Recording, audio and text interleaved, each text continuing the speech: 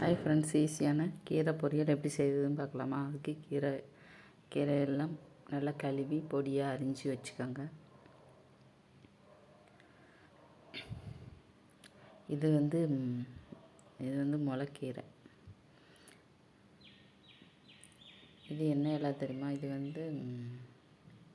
இந்த இலை பேர் மூக்குரெட்டை கீரை. அதையும் உள்ளே இருந்துச்சு, அதையும் சேர்த்து வெட்டி போட்டாச்சு. அது நல்லது தான்.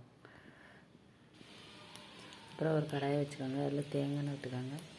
தேங்காய் எண்ணெய் விட்டு கடுகு சீரகம் போட்டு தாளிச்சுக்கோங்க. தாளிச்சிட்டு அப்புறம் வரமிளகா,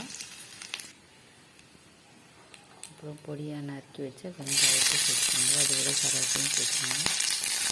சேர்த்துட்டு எண்ணெய் தேங்காய் எண்ணெய் ஊற்றிக்கோங்க. நல்லாயிருக்கும். நல்லா வதக்கிக்கோங்க. வதக்கிட்டு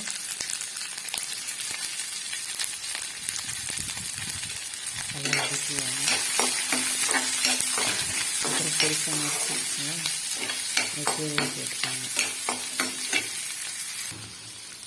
நறுக்கி வச்சு கீரையை சேர்த்துக்கோங்க. கீரை மூடி வைக்கூடாது. கீரை செய்யும்போது எந்த கீரைனாலும் மூடி வைக்கூடாது. என்ன அது கலர் மாதிரியும் அந்த பச்சை கலரே இதாகிடும். இந்த கீரை மூடி வைக்கூடாது.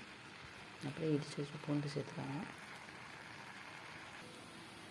அப்புறம் அதுக்கு தேங்காய் கொஞ்சம் மிக்ஸி ஜாரில் கொஞ்சம் தேங்காய் சீரகம் கொஞ்சம் மஞ்சத்தூள் கொஞ்சம் மிளகாத்தூள் சேர்த்துக்கோங்க. சேர்த்துட்டு அதையும் அதுக்குள்ளே போட்டு அப்படியே நீட்டாக அப்படியே கிண்டி வைக்கோங்க.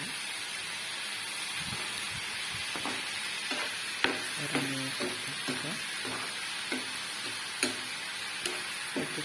போட்டுக்கோங்க. மூடி வைக்கூடாது. இந்த மாதிரி செஞ்சு பாருங்கள்.